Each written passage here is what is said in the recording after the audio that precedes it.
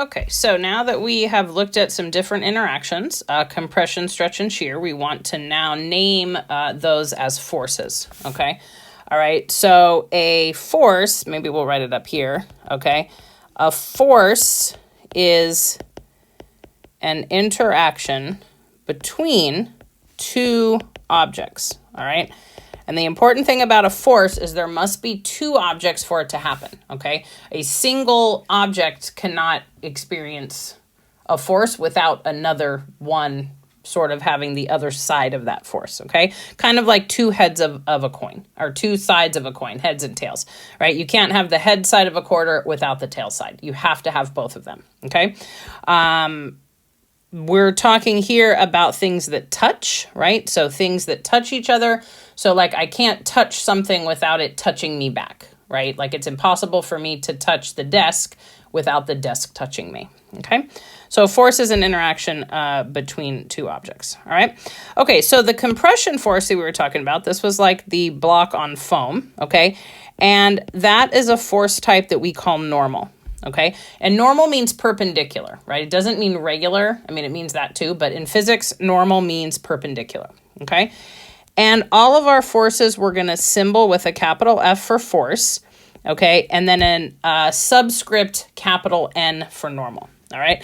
If you can't type the subscript, you could just put this, right? Like that would be okay. It's not ideal, but it's better if you can do the subscript, okay?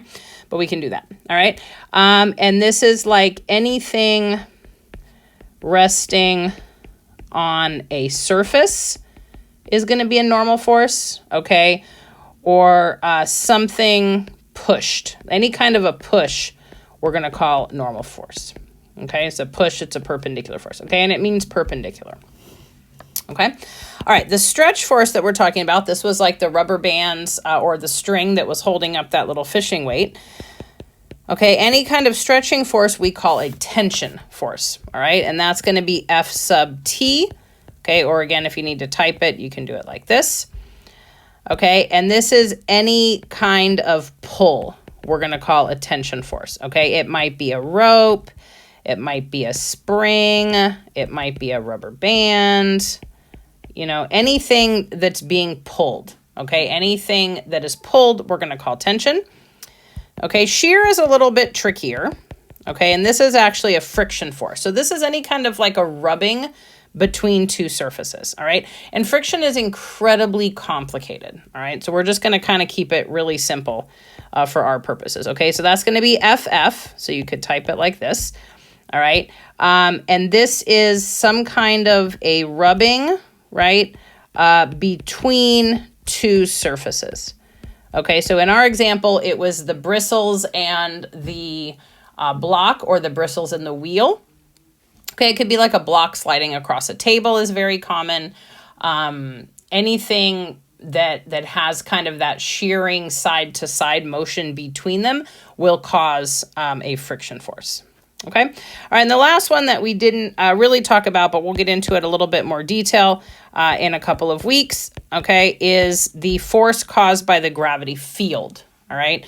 So all objects that have mass have gravity, right? They have this field around them that draws things to them. Okay. We mostly talk about gravity with the Earth. So that's going to be an FG. Okay. And for the most part, we're going to be talking about the Earth as the big object around us that is having a gravity field.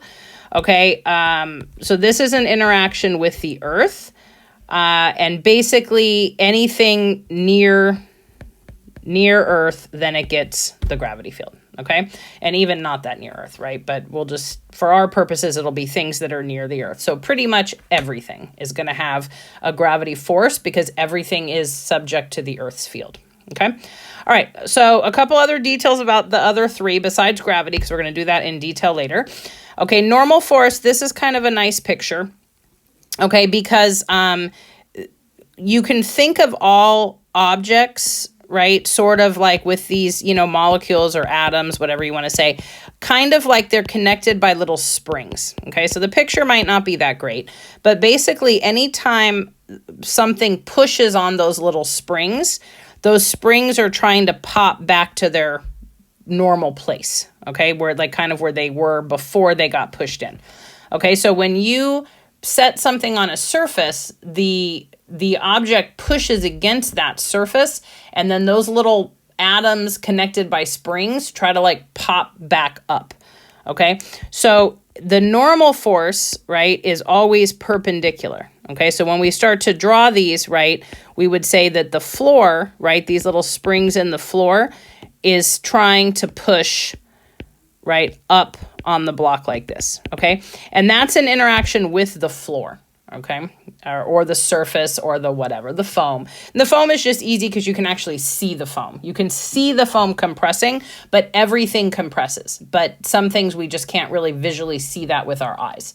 Okay, so you want to think of everything as being like that foam, anything that's pushed. Okay, even if I push like, you know, my desk away from my body, anything that's perpendicularly pushed like that, we're going to call a normal force. Okay, and it's a you know, compression of those little atoms inside. They don't really have springs, okay, but we're just thinking of it that way. Okay, all right, tension, right, is going to be anything that pulls, okay, and we're going to get into this a little bit more next class, okay, but it's anything that pulls, okay, but it doesn't actually have to pull, right? So like, see the horses, right? The horses, I would think of a horse as being able to pull something, okay, but a tree could also pull something, right? When there gets to be tension in that rope or whatever, right, that's still going to cause that tension force, even if it's not something we traditionally think of as being able to pull, okay? Like a stationary object or kind of like a non-animate object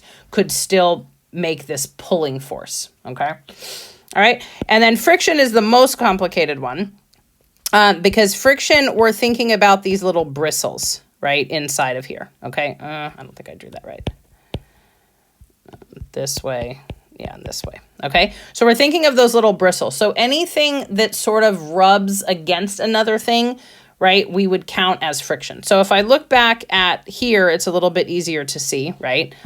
These bristles are kind of being bent like this, okay? So they're trying to pop back to where they used to be, right? So they're sort of exerting a force on this block that is to the right, okay? Because they're being sort of displaced to the left, so they're trying to pop back to the right, kind of like a spring, right? Almost like a spring, okay?